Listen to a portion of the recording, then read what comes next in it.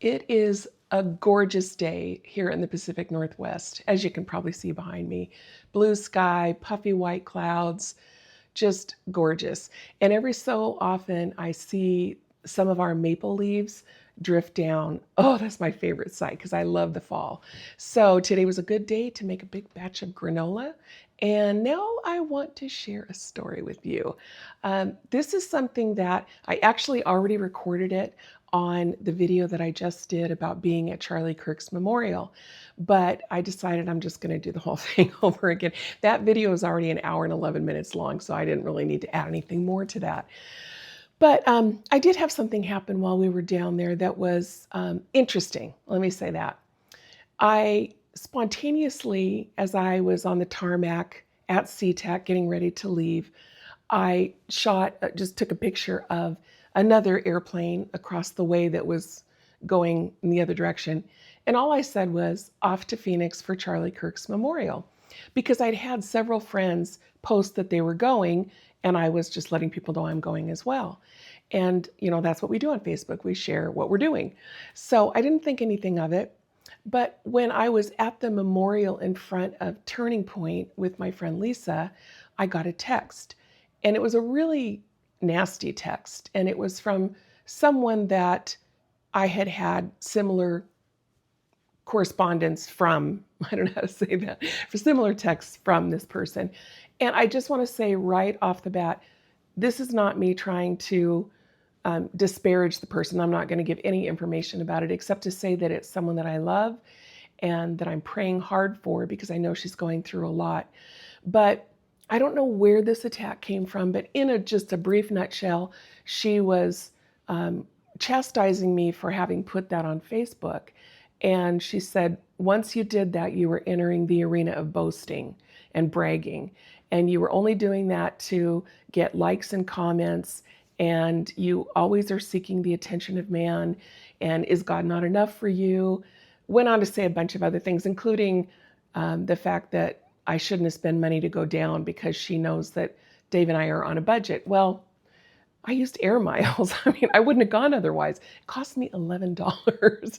Thank you, Alaska Air Miles. But it was just weird. It was just a barrage of things that didn't make a lot of sense to me. I didn't know where it was coming from. But the premise was that she knew my motive and it was wrong, and I needed to back down. I needed to get off social media, stop posting, take care of your family kind of thing. It is just Dave and I here, and I'll ask him, but I think he's pretty well taken care of. But it was just really bizarre. But here's the thing. It's not about the text. It wasn't about that. What it was my reaction. I was so delighted standing there in front of that memorial because I really was trying to pay attention and, read all the wonderful things people had said.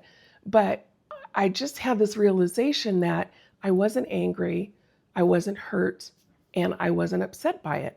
I was surprised by it. I was really shocked because it came out of left field. But I see it as a blessing, and I'm going to tell you why. Because for the last probably 2 weeks now, really ever since I posted the video about my reaction to Charlie's death, more so the reaction I had to the haters that were coming at us and different things I'd had to kind of dispel, and what I did that I was ashamed of. And I'm not going to tell you because you have to go back and watch the video. But ever since then, because of the wonderful response that I got from so many people, the comments were just so helpful. And people helped me kind of to work through some of those feelings because I was feeling like I was wrong to have done what I did, which, all right, I'll tell you.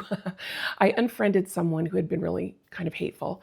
And then I felt bad about doing it, but not until I had also thought, who's next? Who am I also going to delete now that I have all this power?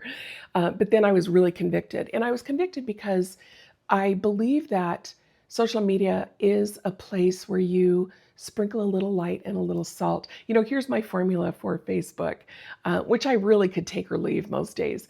But you post a picture of a cute puppy, then you post a picture of what you ate for lunch, and then you put a joke on there, and then you talk about Jesus, or you share a verse, or you share something you're reading out of one of the classic Christian books, and rinse and repeat. Because to me, what I'm trying to do on Facebook, and really the only reason I'm still on there, is because I hope that my unbelieving friends will see that I'm human, that I'm just like them. I like cute puppies and lunch and jokes, but they'll also see that I'm safe and that I love the Lord. And if they ever have a question about Jesus or they want to know more, they want to know how they could also come to salvation in Christ, they know they could come to me. So that's why I stay in there.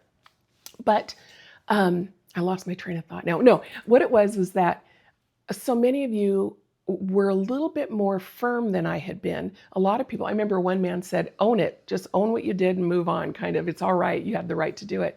And other people said there was nothing wrong with unfriending this person.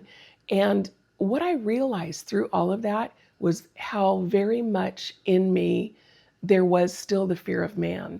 And it isn't a fear of man like, please love me. It was more, I didn't want to hurt someone else. I didn't want to offend them. And I didn't want to shut off a relationship that could still be there. But I myself was sick to my stomach at the things I was seeing. And I still am. There are still some people that I haven't unfriended, but I've unfollowed so I don't have to see their hateful posts. But I got to thinking about it after so many of you had said to me, what you did wasn't wrong, just, accept it and move on, kind of, was I started praying really hard. Lord, will you rid me of everything in me that is still of the earth, if you know what I mean? All those things that are distractions, all those things that cause us anxiety, that keep our eyes here instead of there. And I said, please get rid of in me the fear of man, the last vestiges of it. Lord, just get rid of it. I don't want it anymore because I don't want to walk around like that. And so when I got this really hateful text out of the clear blue with no provocation, I don't know where it came from, the old me, and I say that prayerfully, Lord Jesus, let this really be the new me, but the me even a few weeks ago would have been devastated. It would have just destroyed me. And I would have just spent the whole day wondering, why did she write that? And what had I done? And, am I really awful? And, all those things that we think.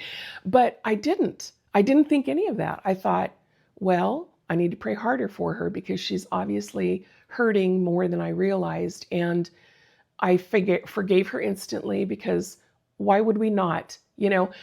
I just am always struck when I hear people say, well, I cannot forgive that person because I cannot do anything but go back to the cross and think, Lord, you forgave people who were putting you to death. So who am I to ever withhold forgiveness? But I also have learned I want to make quick work of it. I want to forgive right away so I don't have to carry that person with me forever, But I forgave her and I prayed while we were walking and I was overjoyed. Overjoyed is a little strong. That was a little bit extreme. I wasn't overjoyed, but I had this little secret delight in me that I thought, Lord, I think you're answering my prayer because this is not having the effect on me it has in previous times when this person has done this. And can I please say, please don't write. You're so supportive. You've been so wonderful to me, but I'm asking that you not say anything about this person. I just don't want to, it would hurt my heart if I read a bunch of things about that. And this isn't what that's about. This is about what do we do when we are attacked or when we're criticized or when someone is trying to press us into their mold. That was kind of the feeling I got, that she didn't approve of my life, of my, presence on Facebook or YouTube. And, I have to say, just as a little aside about that like I said, Facebook, I could take it or leave it. But YouTube, I really, really feel I'm supposed to be here.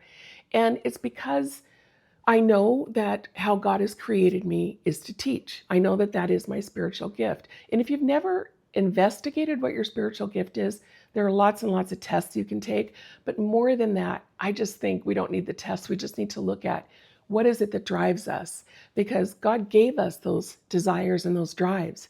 And when I was a little girl, I forced my even younger sisters to sit in chairs and listen while I tried to explain math to them. So those poor girls, they didn't stand a chance. And I went on to, I was a tutor in college and I got my teaching degree. I was a teacher. Then I was a homeschooling mom. Then I substituted for a while. And then I started writing. I wrote books. I taught women's ministry for 20 years. And because of the books, it opened doors and I was able to really travel around the world and do retreats and conferences. And I love teaching. And not to get all chariots of fire on you. But I understood what Eric Liddell said when he said, when I run, I feel God's pleasure. Because teaching or expounding on the scriptures in any way is the one thing in my life that when I do that, I know I'm in the center of God's will. And even more than that, I know that I'm partnering with God, because the Holy Spirit has helped me so many times when I've been unsure of what to say. He's just said it. Or I can't even tell you how many times I've been teaching a retreat and the Holy Spirit has just told me to set my notes aside and just go up without anything. That's happened to me a number of times. One time I remember I had about 8 pages of notes, and I heard the Lord say to me, flip a page over and write this. And I just wrote like 3 sentences. And then that was the only page I took up with me. And I think I taught for an hour, probably longer than usual. But I long ago learned that God, because he spoke this to me, I want to feed them more than you do. What a comfort that has been to me to know that if I'm not as prepared, or if I'm a little unsure, maybe things didn't come together quite the way I wanted them to when I was working on my teaching, it doesn't matter, because God's going to take me down a tangent to make up for it, or he'll give me the words on the spot. And he has never failed me, not once. So I know teaching is what I'm supposed to do. And why would I or anyone question how God made us? How God made you is how God made you. And I'm talking in terms of your gifts. I'm talking in terms of your personality. So I kind of felt like this attack that just happened was kind of an introvert accusing an extrovert of being an extrovert, if you know what I mean. I mean, yes, I am social. Partly it's because we live in the middle of the woods. I mean, look behind me. Those are all trees all around me. I am smack dab in the middle of the woods. I do not see a single one of my neighbors. I mean, the only neighbors that are visible to me are owls and raccoons and eagles and coyotes. I do see them, but humans do not walk by my house. So, and I'm of an age now, I think the older I get, the more, if I can go 3 days and not have to leave the house, I am delighted. I'm ecstatic that I got to work around my house. So I'm just not out there as often as I used to be. But extroverts want to be around other people. They want to communicate. And I think that introverts sometimes think that extroverts just want attention, but what we want is connection. We want to connect with other people. And I used to say, if somebody called me at 3 a.m. and said, we're starting some board games, come on over, I would say, I'm getting my shoes on, and I would stumble to the door. Don't do that now because those days are over. But YouTube for me, I look at it as being the public square, if you know what I mean, where any of us can get up on a box and we can stand in our little corner and we can share whatever's on our heart. And people are going to walk by and maybe they will look and think that's not for me, and that's fine. But other people might stop and listen for a minute or two.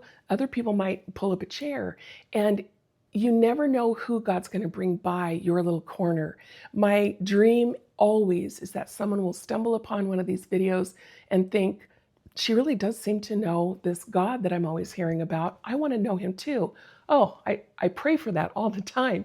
But if it's not an unbeliever, my next prayer is, Lord, if someone has maybe wandered from you a little, they're just kind of going off to the edge of the fold, please give me some word I can say that will spark a memory, a whisper of a memory that makes them want to come back to you. Or maybe they're hurting and you'll somehow give me words that I could say that will bring comfort. But I just want to be used by the Lord. And all I really want to talk about is Jesus. So in the past, that text that I got would have really set me back and made me question myself a little more, I think. But I didn't let it, because I honestly felt a little numb to it.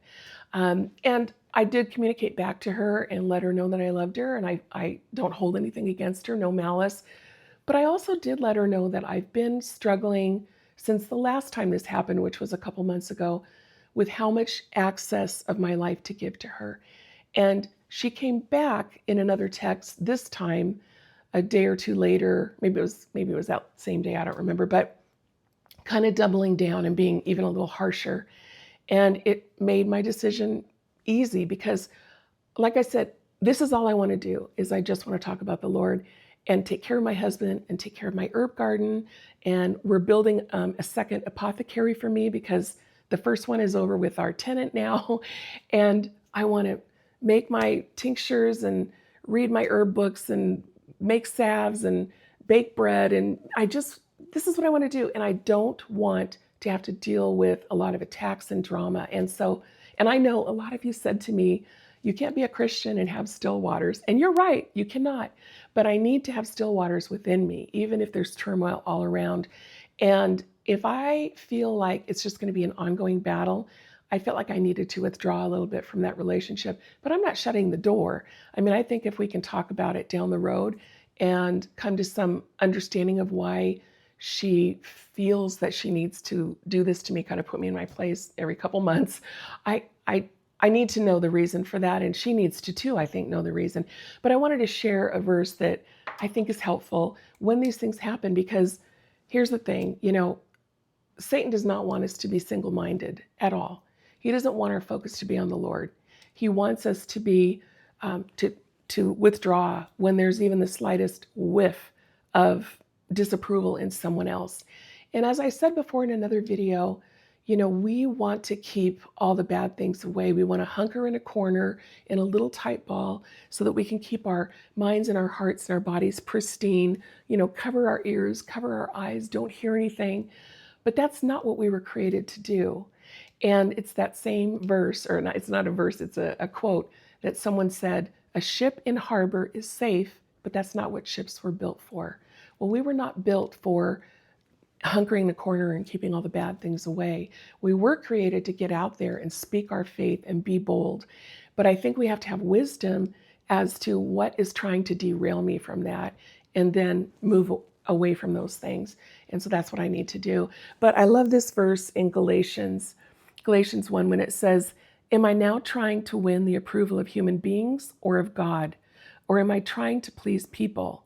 If I were still trying to please people, I would not be a servant of God.